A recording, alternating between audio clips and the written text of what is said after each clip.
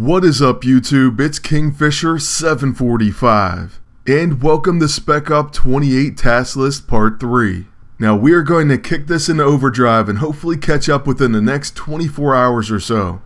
And to do that we're going to have to come out with back-to-back task list videos. So with that being said, let's jump in right where we last left off. And that's with the research of the micro Mandible. So after we complete this, you'll of course get the weapon itself. And you'll also finish task number 11. The prize is an additional 15,000 silver, so that will come in handy. And then moving on to the suit makes the man 12 of 25. You're now going to have to use the micro Mandible in combat. So that's pretty straightforward, just make sure you equip it, and then you can use it in any mission, in or outside the Spec Ops. For me, we'll just go ahead and use it inside of Spec Ops, in a normal threat, and we'll complete it there. So right off the bat our agent gets a turn and we get it out of the way. Pretty simple mission, right? You only have to use it once. And even I had a second thought about it, like, wait, did we have to use it 3 times or was it only once? So just to play it safe, we went ahead and used it again. But it's definitely only once, so don't worry about it beyond that. And since this task is so easy, we went ahead and sped up this fight just a bit. Alright, so just like that, the threat is complete, and so is task number 12.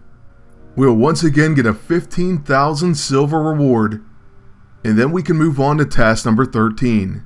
For the suit makes the man 13 of 25, we have to defeat Fixer.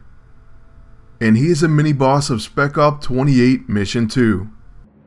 Alright, so you'll find him in Mission 2, and he's the mini-boss besides Whiplash. The team up for this one's going to be with Hank Pym, and we're going to bring in Quake as our teammate. Currently, she's the only hero we need to level, because we did begin Superior Spider-Man on his way to 14, finally. Then as far as Quake, we're going to have her in PvP very soon. It'll be either tomorrow or Thursday, but I'm aiming for tomorrow. But anyways, we're going to make fairly quick work of these enemies, however Fixer can be quite a bit annoying. And that's because the AI Fixer does put on a lot of shields. Those shields are no joke too, they absorb a lot of damage. As you're going to see after we hit him with the Relentless Rapier. Now this attack one-shots a bunch of PvE opponents, and it barely dents him after breaking his shield. But at least with our Quake we're going to frack attack him, and that does place flanked. After that the enemy servo bots are little more than a nuisance. So we're not worried about them at all. With Hank Pym's turn, we're going to use his level 9 bug squashing. And this does a lot of damage to all the enemies at once. Unfortunately, we don't quite knock anyone out. Then the enemy Fixer shields himself again and uses another mine. Alright, so this time, on my agent's turn, we're just straight up using the Rapier. And we'll get a follow-up attack. Both of these hits combined still don't finish Fixer. So this is what I meant by his annoying shields. Next time I may want to use a weapon that bypasses shields. But still, with Quake, we do finish off one servo bot.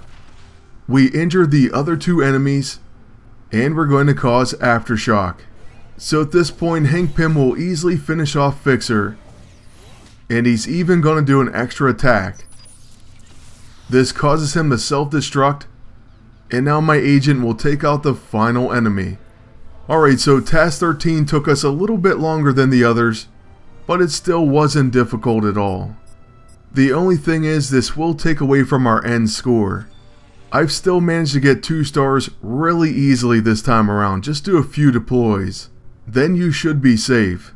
Now after defeating Fixer you'll get 1200 experience, and you can move on to task 14. For this one you have to use 3 distress calls.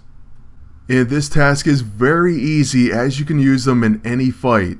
The only thing I would warn you of is make sure that you actually use them. I know this sounds crazy, but even while saying this, I still end up forgetting once. I really don't think I need to show you this, but we'll speed it up and I'll put it in here anyways. Or well, at least I mean the 3rd use. So this is our 3rd battle. Well, 4th because I did finish off a group and I forgot to use a distress call. and I believe we're in Chapter 8, Mission 6. I keep trying to get the epic boss weapon, but so far no luck. But because of its special functionality alone, I do want it for some poor man's PvP episodes, and it's pretty great to have a chance to get a preemptive to power. Oh, and I have to admit, I really hate these mental isosaurs that are in this chapter. They were some of the most annoying enemies, and now that they're in a chapter that I have to continuously farm, well, I hate them even more. So currently I'm trying to get 3 different items. One from Season 1, and that's so I can make the best weapons of Season 1 video, or I should say it's a top 5. Then this one that I was just talking about, and Black Knight's AISO, the one from Chapter 1 Mission 5, in Season 2. But moving on in the task list, the suit makes the man 15 of 25. Human Bug Zapper. Defeat Whiplash. He's the end boss of Spec 28 Mission 2. So this battle was actually a little bit different in that he's teamed up with Yellow Jacket, and mainly because the team up is going to be with Ant-Man and him alone. So no teammates, you have to do it with your agent and Ant-Man, and the AI Ant-Man really doesn't pack that much of a punch. So your agent better be well suited. Also though, remember, you can use as many items as you want, so you can give your agent extra turns with chrono accelerators, and you can heal whenever you need to. That would be my biggest piece of advice for this one. Just make sure you have healing supplies and items to give yourself extra turns or extra attacks. Well, as we finish this task, the next task will be the research. And since the battle isn't going to be that short, I just want to go ahead and talk about the components once again. They really have been a massive pain this time around, and I have no idea how I'm going to get 24 for the 64 gold item alone, let alone possibly having to build the other items as well. Now, some of you have said that you didn't notice too much of a difference, but I have heard from quite a few agents that they're also having a lot of trouble. So if PD's watching this, that may be something they want to adjust. Maybe up the drop rate just a little bit. That way we can farm enough for tasks and also to build some of these items. Currently what I would recommend is do all the deploys from every mission and go ahead and run them through in extra time. You're going to need 3 stars of mastery in each mission anyways. So that's kind of what I decided, and because of doing that, you should at least get enough for your research.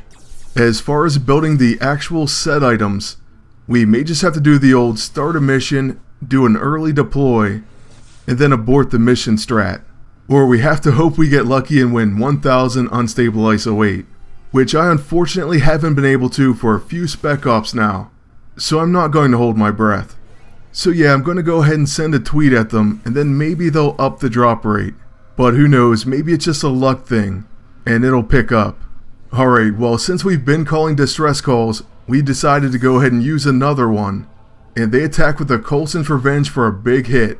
By the way, another interesting thing I found out was the rapier will actually follow up a distress call, so that's something I didn't know before, since I rarely use them.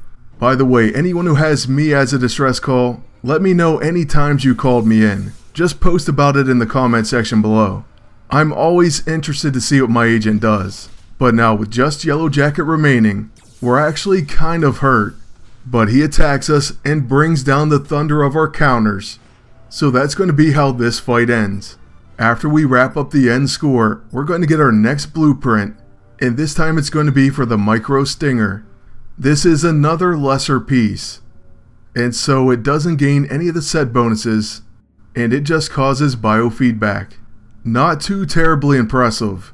And also with that, our reward is the unlocking of Mission 3.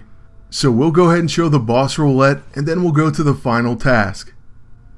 This time the weapon is the Honor, and it has Underdog, does extra damage to counter classes. It's also a guaranteed hit.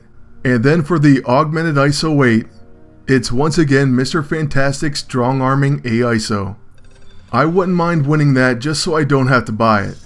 But instead we win 20 Unstable ISO 8. And so now for task number 16, you have to recover a PIM tech component, then create the Micro Stinger in the lab. you'll get 1 CP as a reward. And as far as the other cost, once we click on the link, we find out it takes 1 day, 40 unstable ISO weight, and 5,000 silver. So we'll get that started and we'll get right back to the next part as soon as we possibly can. But that's going to be it for part 3 of the Spec Op 28 task list. I want to thank you all for watching and ask you please like, comment, and subscribe. Then until next time, good luck and take care.